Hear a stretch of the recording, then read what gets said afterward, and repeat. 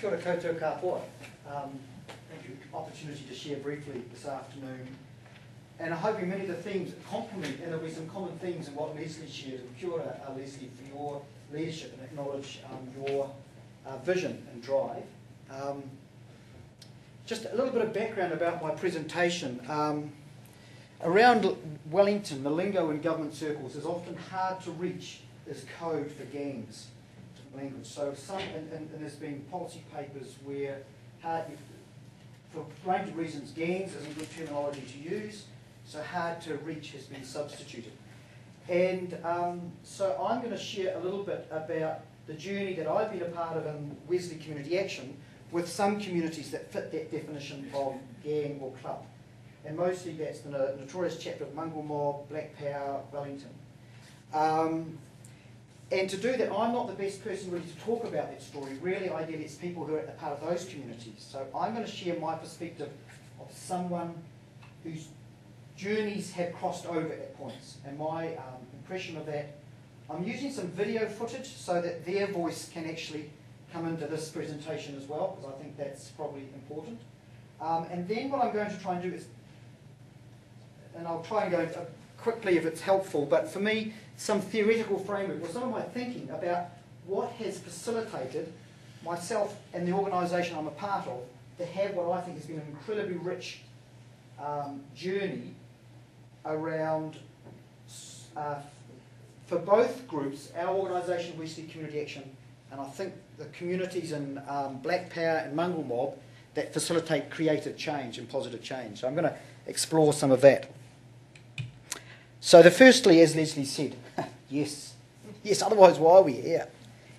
There's a however, and I'm going to unpack some of the howevers. But first of all, I thought a bit of a story which I'll just do through some video clips.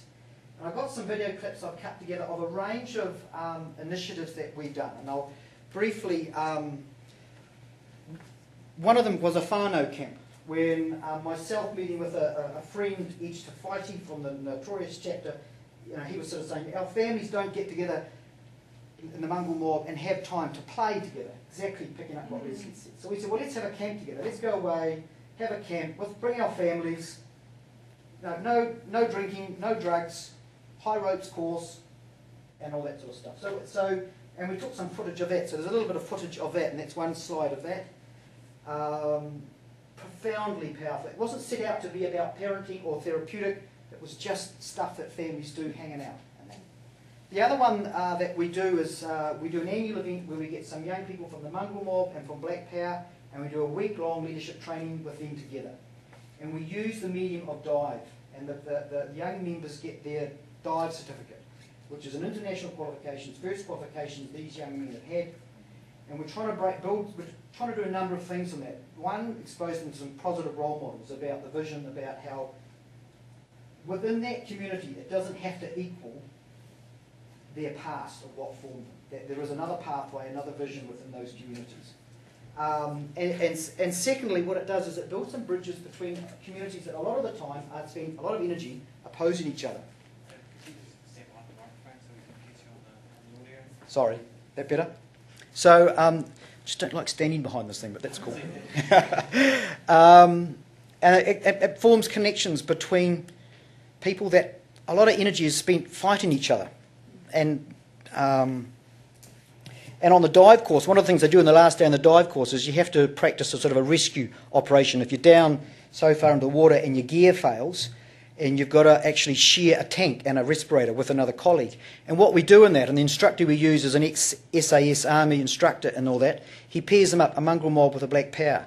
So that at the end of the day when they do the debrief, he says, actually, you guys, you just saved the life of someone who, you know, your whānau have spent a long time sort of fighting and all that sort of stuff. So we do some really, really powerful. The last one was in Kaikoura, March this year. The year before that it was in Matiu Island, just Soames Island in the Wellington Harbour. And that. So anyway, I'll go on and just give you a little bit of the snippets on that.